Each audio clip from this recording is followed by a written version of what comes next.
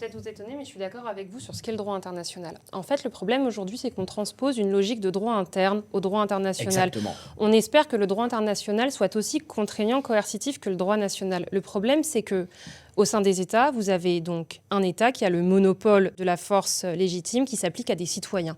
En droit international, vous avez des États souverains qui sont certes politiquement inégaux, mais qui sont juridiquement égaux. Et aucun État n'accepterait d'avoir un super État au-dessus d'eux, parce que cela viendrait à l'encontre de leur souveraineté. Et d'ailleurs, il en découle un principe qui est des fois un peu mal compris, qui est celui de l'effet relatif des traités.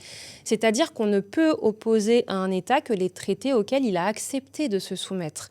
Et donc, ça démontre bien que le droit international, c'est une logique qui est très particulière. Et donc, forcément, on fait un procès, je trouve, assez injuste au droit international parce qu'il y a des attentes qui ne seront jamais remplies. Et il faut faire le deuil de cette idée que le droit international s'appliquerait indépendamment de tout rapport de puissance. Ce n'est pas possible et le droit international n'est pas là pour empêcher la survenance des crises. Ça n'a jamais été son objectif, ça ne pourra jamais être le sien.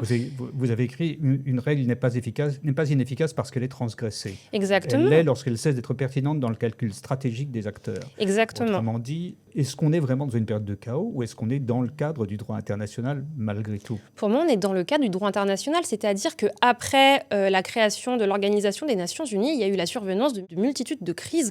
Et le droit international est un droit qui survit à ces violations. Et surtout, on pourrait très bien dire qu'en France, le code pénal est violé tous les jours, mais personne ne viendrait faire un procès sur l'inefficacité du code pénal ou sur le manque de légitimité de la norme. Le droit international s'applique dans le cadre des rapports de puissance et ça reste le langage de la légitimité.